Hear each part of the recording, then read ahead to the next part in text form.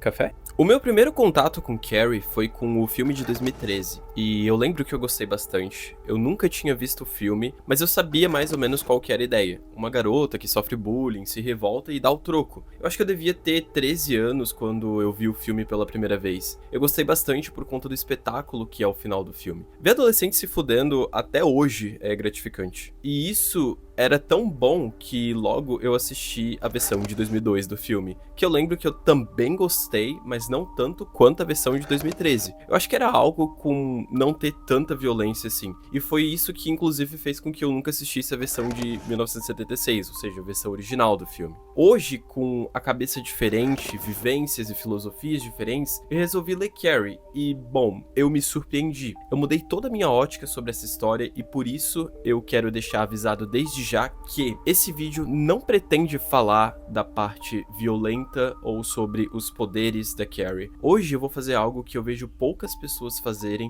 que é comentar sobre a bomba relógio que Carrie White se tornou e como cada pessoa de Chamberlain colaborou colocando fogo nesse pavio. Vem comigo. Your exercise. Over the rainbow.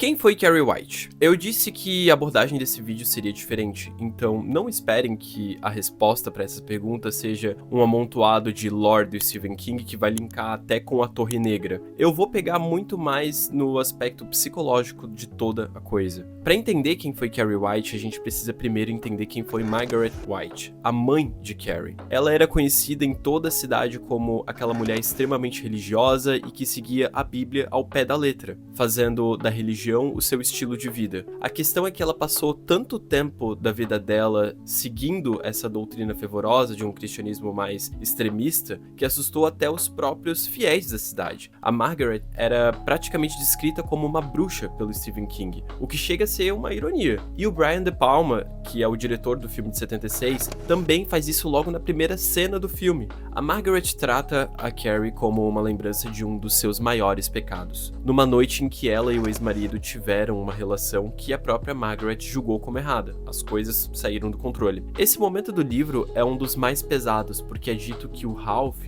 que é o pai da Carrie, estuprou a Margaret e que por muito tempo ela escondeu que ela gostou e por isso ela se culpou tanto. Então, por esse motivo, a Carrie seria a lembrança de um dos seus maiores pecados. A Carrie cresceu nesse ambiente em que ela deveria ser 100% devota às doutrinas que a mãe dela impôs. Deixando claro que a gente não tá falando de um cristianismo mais casual, a gente tá falando de uma distorção da palavra para algo mais hostil e brutal. E isso eu acho que o filme de 2013 adaptou muito bem. A mãe da Carrie parece uma supersticiosa que viveu na Idade Média e eu acho que é a melhor versão dela em uma adaptação. O único contato que a Carrie tem com outras pessoas era na escola, já que era uma obrigação do próprio Estado. Só que toda essa criação fervorosa e diferente fez com que ela não se habituasse a esse ambiente, que para outras pessoas era comum. Não somente isso, mas conhecimentos gerais, modo de agir ou de se expressar, coisas que são pré-impostas na sociedade e que a sociedade espera que você saiba. A junção de todas essas coisas dá o resultado que nós vemos do tratamento da Carrie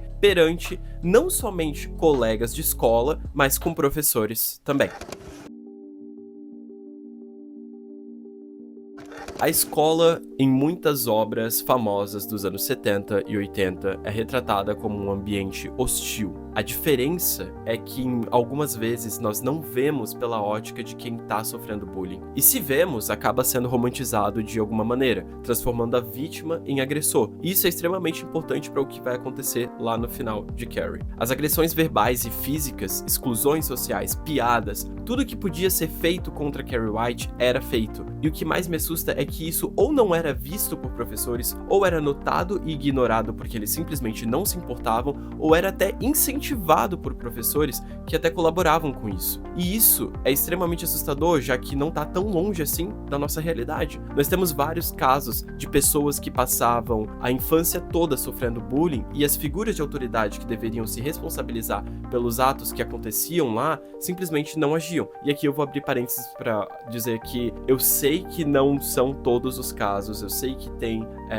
casos de professores que não sabiam disso, mas muitas vezes cabe ao Estado impor algo que vá prevenir esse tipo de atitude, porque a gente tá falando de um ambiente em que nós temos crianças e adolescentes, e quando junta muita criança e muito adolescente é óbvio que vai dar merda. Carrie não tinha amigos e nenhuma fonte pra quem ela podia pedir ajuda, e isso fica bem explícito logo na cena da menstruação. É lá que a professora de ginástica percebe isso. É quando ela vê que a Carrie reagiu apavorada com uma situação que pra todas as outras garotas ao redor não era nada demais. É nesse momento que a senhora Desjardins se torna o mais próximo de uma fonte de suporte e acolhimento. É quando ela passa a notar que Carrie White sempre esteve ali e que ela também é uma pessoa. A figura da professora é um caso complexo, porque mesmo agora, com ela conhecendo melhor o caso da Carrie White, dando a ela uma atenção necessária, a professora ainda vai ceder lá na frente, quando a brincadeira final que acende o pavio para que a Carrie finalmente exploda sirva como um motivo para que a professora dê risada da garota junto a todas as outras pessoas que estavam presentes naquele baile.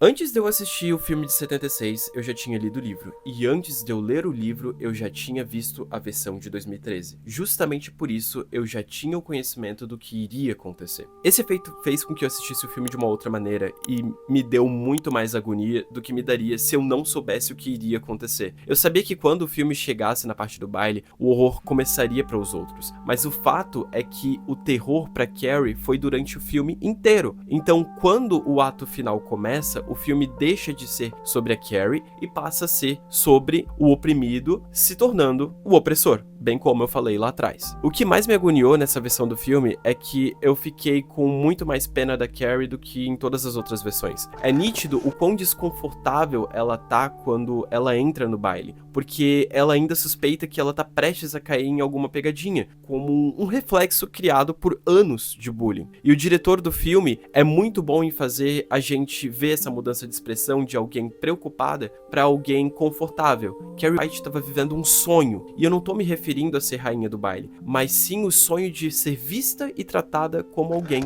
normal. O sorriso dela no filme é o que mais me quebra, porque eu sabia que isso não iria durar muito tempo, e eu queria que se estendesse o máximo de tempo possível. Mas, bem, é um livro de drama e suspense, então as coisas precisam acontecer. A gota d'água é a pegadinha final envolvendo o sangue de porco, e quando isso acontece, a Carrie quebra de vez. Ela pensa que a sua mãe estava certa o tempo inteiro. As pessoas são ruins, não importa o que aconteça. O sonho de ser respeitada nunca aconteceria. Isso se reflete quando até mesmo os professores zombam dela, incluindo aquela que acolheu ela no início do filme. Ela então se vinga matando todos no baile, no que hoje a gente pode até fazer uma comparação com diversos casos de pessoas que cometeram massacres nas escolas por conta de bullying. E aqui, muito cuidado. Eu não tô romantizando nenhum desses casos. Inclusive, eu abomino todos eles. A mensagem principal que eu quero dizer é que tudo isso podia ter sido evitado se as pessoas dessem a devida atenção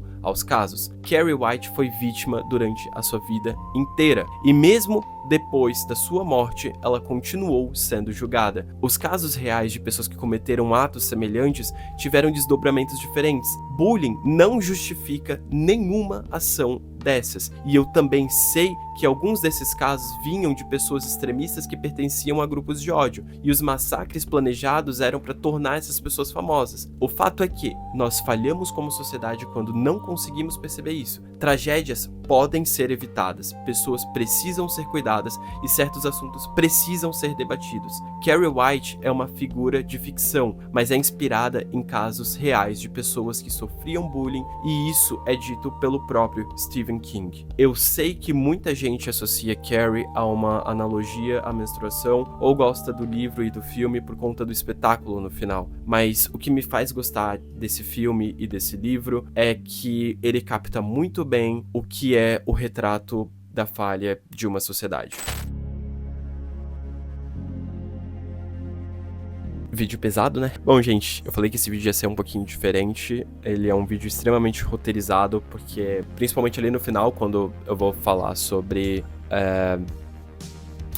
a comparação entre a ficção e a realidade, eu tenho que tomar muito cuidado pra não parecer que eu tô romantizando certos casos, como Columbine, até os casos que aconteceram perto de mim. Teve um caso em Blumenau. O que eu quero deixar claro é que eu não tô romantizando nada disso. Eu tô falando que nós, como sociedade, precisamos tomar mais cuidado com essas coisas e que isso não é debatido o suficiente. Eu espero que vocês tenham gostado desse vídeo. Eu espero que vocês comentem, curtem, compartilham. Esse vídeo não tem um intuito de ser um vídeo sobre entretenimento em si, mas um vídeo sobre cuidados que a gente precisa ter. Enfim, é isso. Até a próxima.